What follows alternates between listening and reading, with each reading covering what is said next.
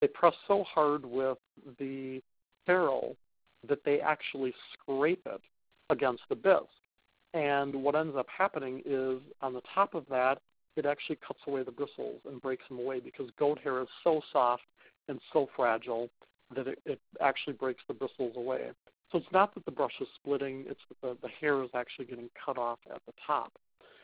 So we introduced this brush next to it with the kind of black and gray hair, and that is a blend of different bristles that are more durable, but still pretty soft. And that particular brush was actually one, I was sitting in my boss's office and he had prototypes. We also make professional artist makeup brushes. And there was a fan brush and he was touching it to his face and he's like, oh, touch this one to your face. You know, ladies love the way this feels. And I was touching that brush and I said, oh, this would make a great glaze brush in the ceramic market. And he said, yeah, it probably would, but he said, that's a $24.99 retail brush. He said, I don't think you could sell that. And I said, no, probably not. And he said, well, let me look at the pricing on it. He said the markup in the beauty market, it's a little higher than the art market. Well, this same brush with a better handle on it, with an acrylic handle, retails for $4.99 in the art market. It's a $24.99 brush with a short wood handle for makeup artists. It comes in 3 different sizes. There's a 6, 8, and a 10. And I found out rather quickly with the studio owners that they really prefer the number 6 because it's a very full-bodied brush. It holds a lot of color, which is nice because it lays those colors on large areas nice and smooth and gives good coverage. But the 8 and the 10 sizes, a lot of studios didn't like them because they were so much larger and held so much color. Their customers were washing a lot of color away and just wasting a lot of color with those brushes. And that one I took out and used in workshops for a couple of years, and very few of them have many bristles missing in the middle, even with the customers scraping them. The one that's down on the bottom right and over on the left side, the set of them on the left side, those are a gold Taklon bristle, synthetic.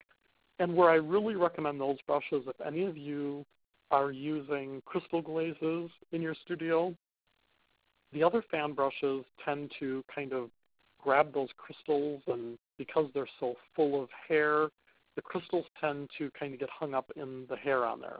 So I always recommend to studios use the gold Taklon bristle brush because it's not as full. Use that with crystal glazes because you can very easily see, because there's really only one layer of bristles in that brush, you can easily see if there are crystals hung up in there and you can wash them out. It's also very easy to keep those brushes separate and say these that are the gold hair are for crystal glazes only, where the other ones can be used with other colors. Because if you get crystals that are hung up in those brushes that don't get washed out, and your customer applies white to the background on their piece, and a couple little specks of crystals that are in there get into the white background color and they have some little blue spots or green spots, they're not going to be real happy with that in the end. So it is best to keep brushes separate for the crystal glazes. Now those gold Taklon fans, they don't hold as much color, and so they really don't work as well for large area coverage with other glazes because you're constantly dipping in and reloading it because it's not a real full brush. And finally, liners. A lot of people, they like to use detail brushes for doing outlining, for doing designs, lettering, and honestly, liner brushes, they look like a detail brush, but they have longer bristles, and they come in a lot of different lengths. Liners are really the best thing for outlining and for lettering because they hold more color. So you're not constantly dipping back in and reloading that brush and trying to continue on with a line.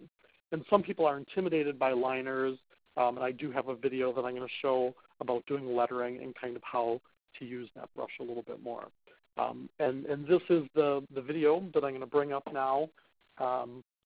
We did have some issues with the sound earlier, so I'm actually going to hold my phone up to the speaker here, and hopefully the sound comes through good. But it's going to show you flat brushes, doing corner loading to create washes, double loading, creating plaid patterns, using a liner, and using a dagger.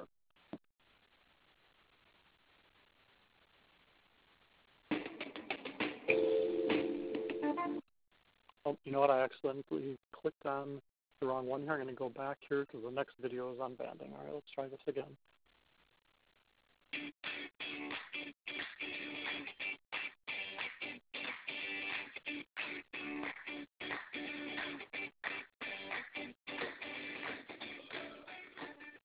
To create a wash using a flat brush, load the brush first with water, tip the edge into color, work it back and forth to blend that color and water in the brush.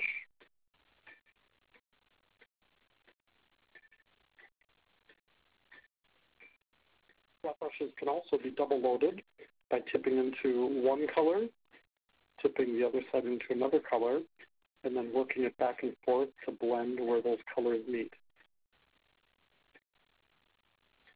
The forms of color can be used to make stroke designs.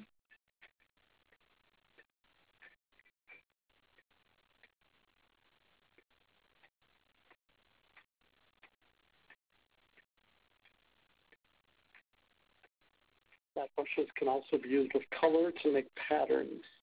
Use them on their flat edge for broad strokes. Use them on their chisel edge for fine strokes.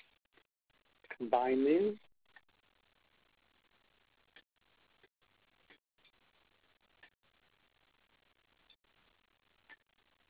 To make flat patterns. Liner brushes are designed to hold a lot of color. Common mistake is people just use the tip of the brush. You want to completely load these bristles with color. Depending on the consistency of the color, sometimes you do need to thin it a little bit. Load it completely. Use your pinky to balance. And practice doing straight lines, wavy lines, and then practice doing circles. Great for outlining, designing, lettering.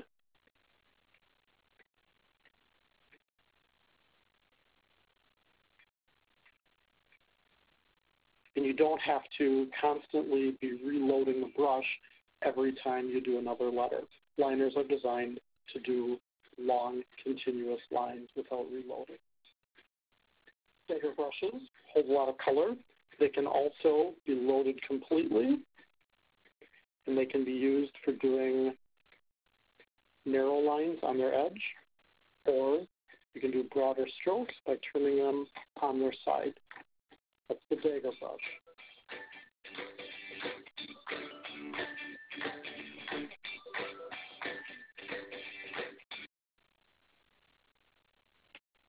All right, and this next video is actually a video that's on the CCSA website. Some of you may not get in there frequently, but there's a whole series of videos that we did on different basic techniques in your studio. And I believe there are even QR codes assigned to them that you can put the QR codes up next to, or put a little sign next to the pieces in the studio, and your customers can scan that and actually watch the videos on there. So this one is on using the dagger brushes and other brushes for doing banding techniques.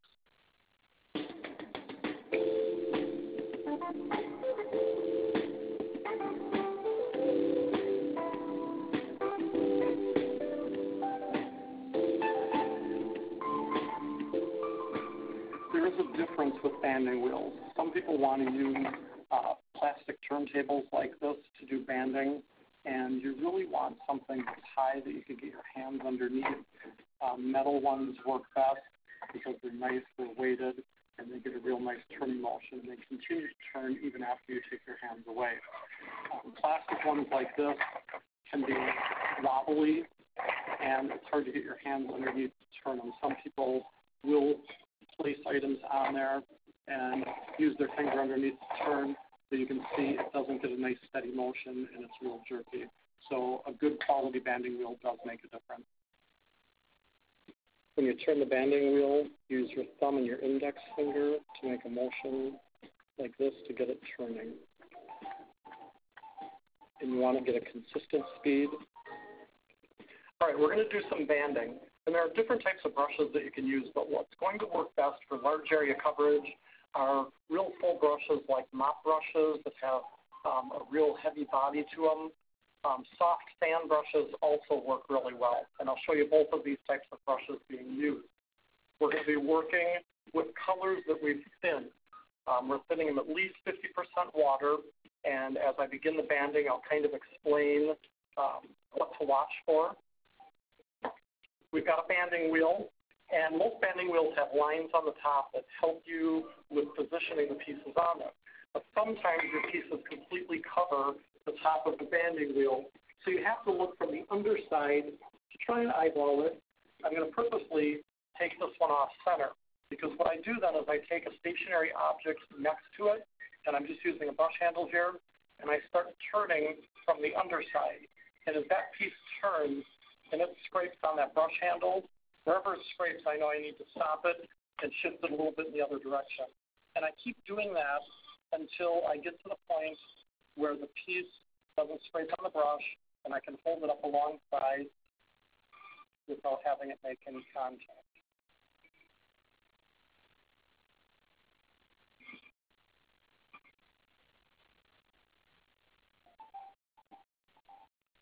Sometimes you'll run into pieces that are a little bit warped, and you won't be able to center them perfectly, and you want to get them as close as you can.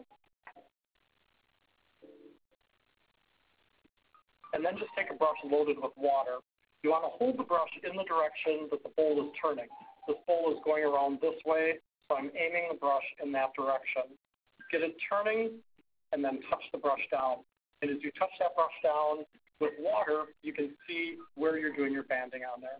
And this is a great way to get comfortable with the process of turning the wheel and touching the brush down. Now, as I drag the brush out slowly, the water saturates the bisque. As I get out on the edge here, you can see where it's kind of skipping across and it's not giving solid water coverage on there. That means that the brush has run out of water or color. The brush had color in it, and you need to reload. Sometimes that can also be a sign that the color is a little bit too thick. I'm just going to finish banding this with water. And by banding this with water and dampening the bisque, it's going to allow the colors to blend a little bit better on here versus working on a real dry surface, because we want to do a gradual blend from one color to another. Now I've thinned the yellow. I'm using the large mop brush for this, and I'm going to start turning, touch the brush down, fill in as much area as I want with the yellow. You can see that with this color thinned and with the bisque being damp, the color doesn't dry real quickly, and I'm just very slowly dragging that brush out. Common mistake that people make when they stop banding, they just abruptly lift the brush. It's best to slowly lift that brush when you get to the end, kind of turn it on its side. Otherwise, what can happen is you'll get a big puddle of color right under where the bristles are. So you can see I'm just slowly lifting this so that I don't stop and have a puddle of color behind the brush. I've got my yellow on. I'm going to go now into orange, mix that with water. I'm using a large fan brush now. So now I'm going to start from the outside edge and fade in to the yellow. And as I touch that brush down, I get nice coverage, and then I slowly drag it in toward the center where it can overlap the yellow. Now, if I want the orange to be a little bit deeper, I'll load the brush up again and add another coat. Get it turning before you touch the brush down. Lay the brush down, you can deepen that color with another coat. I'm going to overlap the yellow slightly, and you can lift the brush if you want a nice orange line on there from orange to yellow. But if you want to create a blend, you can go back and forth between the yellow and the orange kind of quickly so that you're working wet into wet. I'm going to start again in the middle of the plate, work my way out, overlap the orange, and then immediately take the brush with the orange, come back in, overlap where the two meet, slowly take it in to get a gradual blend. I'm also going to drag it back out so I eliminate the dark line from the outside edge. And then I can go back with the yellow again. While that orange is still wet, overlap it, and get a nice gradual fade. Now, if I want to do fine lines, I'm going to work with what's called a dagger brush. The Dacre brush comes to a point, it almost looks like an angular, but it has a little bit of a longer tip on it. This brush is designed to hold a lot of color and come to a fine point. If you use detail brushes or liner brushes, they don't have the belly that holds as much color, so they don't tend to do as long of lines. Again, I'm going to get the piece turning. This brush is cut at an angle. You want to use that tip for your color, where the color is going to come off. Be careful when you load the brush and start to go over the top of the piece. If you have too much color in the brush, it'll drip. So I usually give it a little shake before I go over the top of the piece. I start it turning and then slowly bring that brush down and get my bands of color. Reload, do an additional band. Now, a lot of people make the mistake with banding that they want to watch as the piece turns. The best thing to do is just to look where the brush is touching. If you start following those lines and start spinning your head in circles, you're just going to get dizzy. So just keep your eye on where that brush is touching down on the piece. To do edges, start out close to the edge, doing your line, so that you get a nice smooth line. Sometimes the pieces are a little bit warped. If you start on the outside edge and come in, the brush may bounce a little bit on there. So always start inside and then work your way out onto the outside edge of the plate to add that color. The trick with banding is to keep the piece moving fast enough. A common mistake that people make when they're banding is they want to slow the piece down as they touch the brush down. You want to keep it moving fairly fast, and don't stop it until you've lifted the brush. And don't abruptly stop the wheel from turning, because sometimes your piece will actually shift on there. If you've got large pieces that want to slide on top of your banding wheel, place a wet paper towel or a wet washcloth on top of the banding wheel, and that will help to keep the piece from sliding up.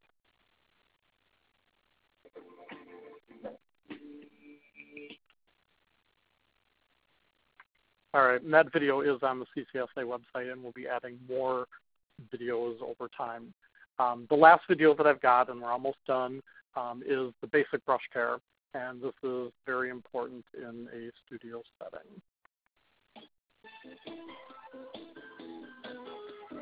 Let's discuss ways to take care of your brushes and to make sure that they keep working and looking like new. We're starting out here with a brand new brush.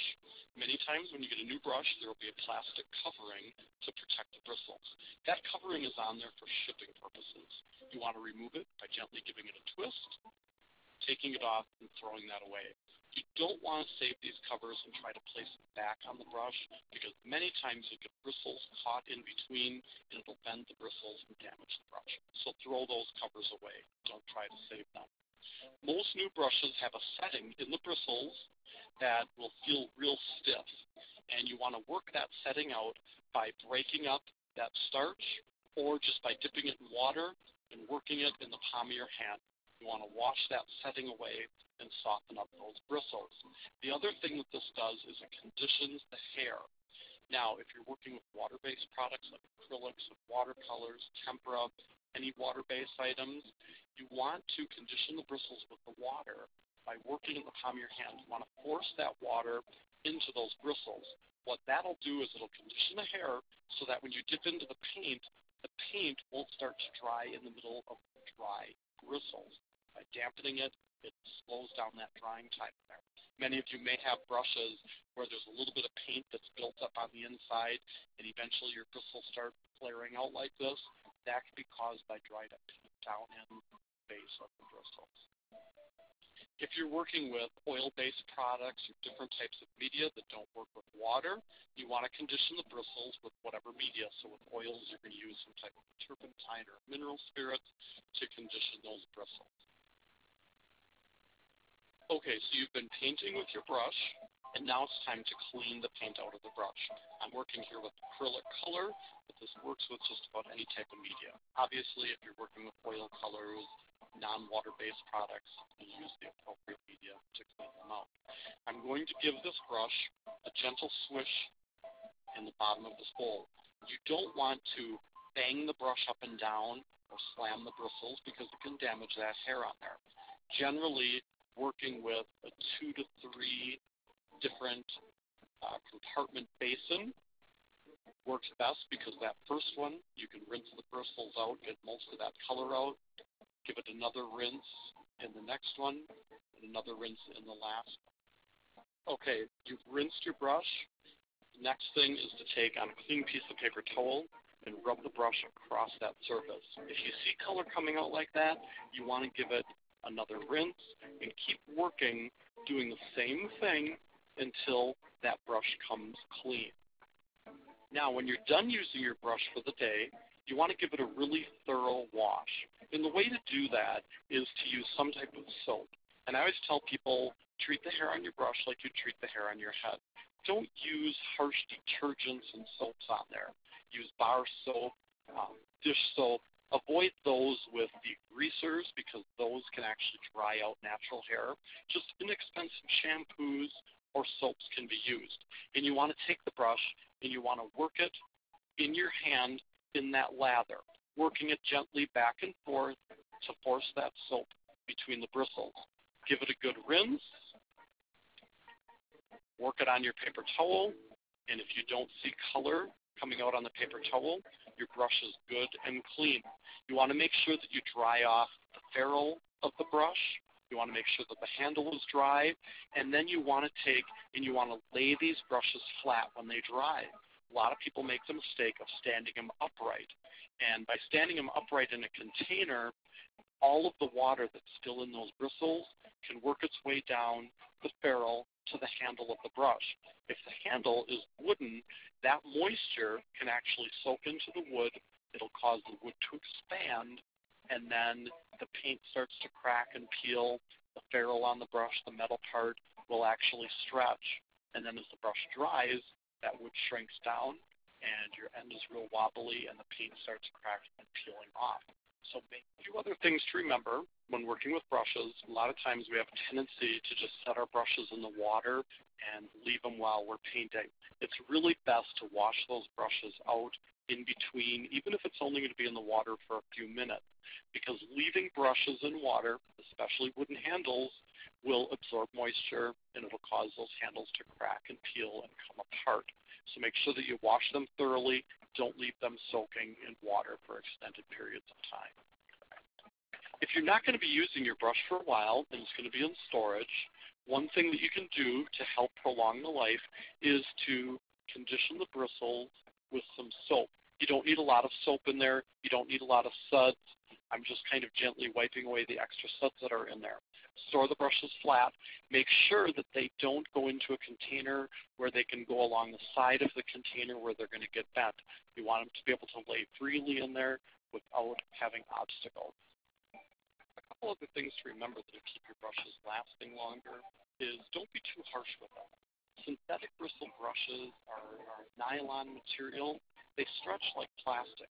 So if you pull and you stretch or you really bend them and twist them, you can really damage those bristles. So use care with those brushes. Natural hair brushes, if you're too rough with them, you can actually break the hair off. Brushes can last a long time, but they're not going to always last forever. But taking good care of them will give you a longer life with your brushes.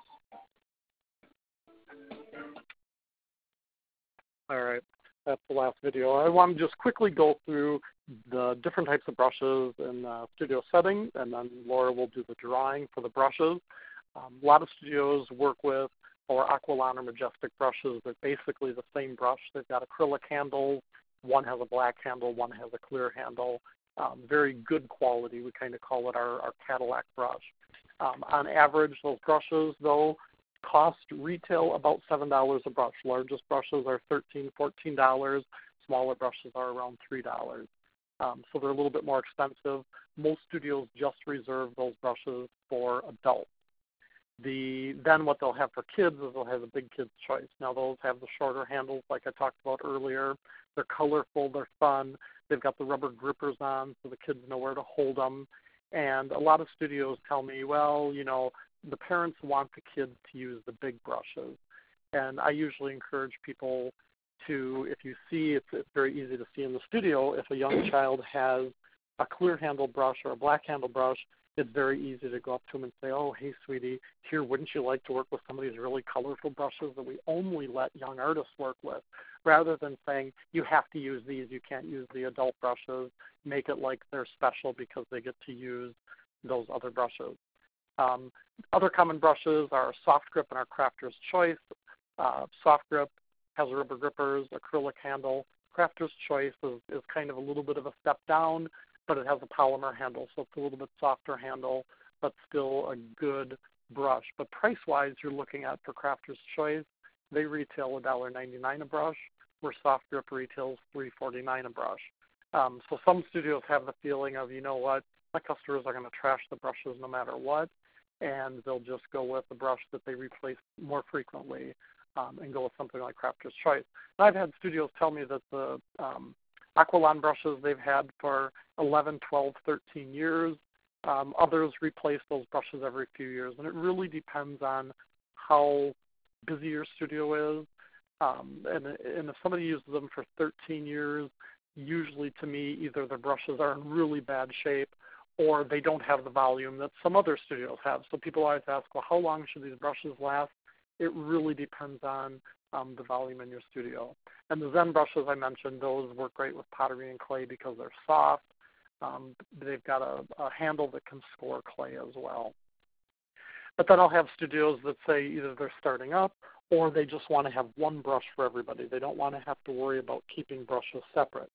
Clear Choice is a great option because they have acrylic handles, gold Taklon bristle, but they're a little bit shorter handles, so they're great with kids, but they're not colorful and kid-looking, so they're great with kids and adults. When you're working with clay, I had talked earlier about natural hair brushes. We have an assortment, the SVM 6120. They have amber-colored handles on, so it's easy to keep them separate from other brushes. They're acrylic. They have a tapered end on that they can use for scoring. Good for clay, but not good for pottery painting because it's natural hair.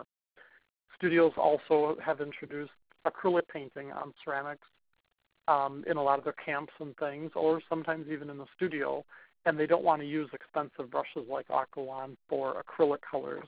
And this SVT 7120 assortment has 120 brushes. They're acrylic handle, synthetic bristles, so they're great for painting on bisque. But they're basically a 99-cent retail brush. Most suppliers discount the brushes about half off, and so they're inexpensive. If somebody doesn't wash the brush out and it gets full of acrylic that dries up, it's about a 50-cent brush that you'd be throwing away.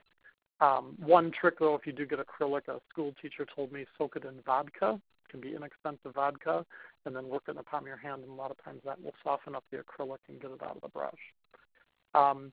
Canvas brushes, generally we had talked about that they have a longer handle, and the Soft Grip that's on the bottom is a brush that we've sold into canvas painting studios and to paint your own potteries that have canvas.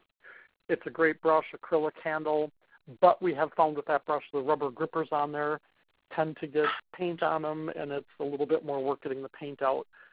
So we introduced the Zen handles, which are sleek. They don't have the grippers. They clean up a lot better. The Tynex hair is just another name for a synthetic that's got a little bit firmer bristle that works great for canvas. And then we've got studios that just want brushes that are kind of disposable. And so they'll go with really inexpensive wood handles for the canvas painting because they say, you know what, these customers don't wash the brushes out anyway. Half the time they're full of caked up, dried up paint. We just want cheap brushes. And then, you know, I do offer the option of wood handles. But the problem is wood handle brushes get thrown into water. The wood absorbs moisture. It swells up. And then when the wood dries out and shrinks, a lot of times that ferrule is loose and wobbly on there. The ones on the left side, these actually don't even have painted handles. They're just bare wood. These sets retail for under $10 for a set. The ones on the right have painted handles. They retail for about $15 a set. And the last is some studios have Pottery to Go programs, and they're looking for brushes to put in with kits. I hear studios saying that they let customers take their good brushes from the studio, but sometimes they don't get them back. These canisters that are on the left come with 144 brushes. They retail for $49.99. Suppliers sell them for about $25. So you're talking, I think I'd figured it out, it's about 16 cents a brush. They have plastic handles on them. They have aluminum ferrules. There are gold Taklon, and there are natural hair in those. And the ones on the right are brush assortments or sets.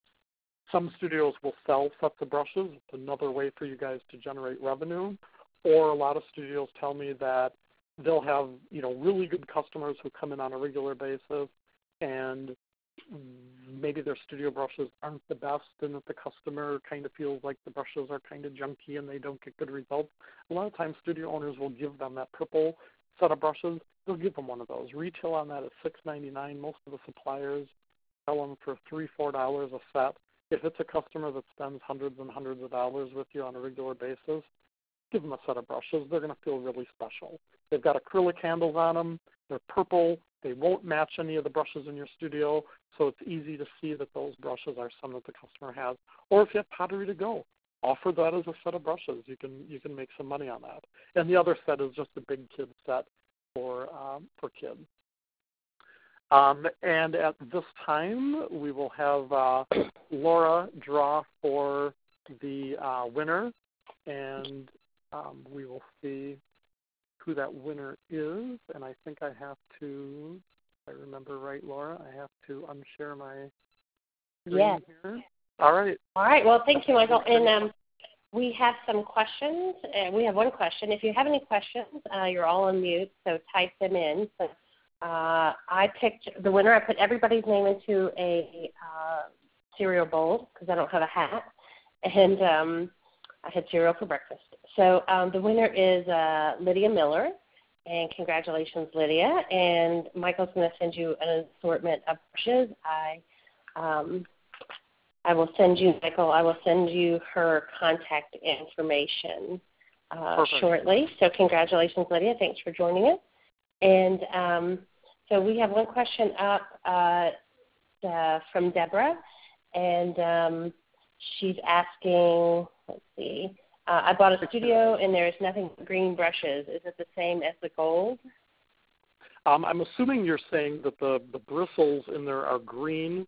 If they have the green handle and it has a rubber gripper on it, that's a big kid's brush. And some studios will use big kids' brushes for their adults as well. It's a good quality brush, and I assume that's probably what you have. Now, there are some other companies out there that make brushes similar to our big kids' brushes.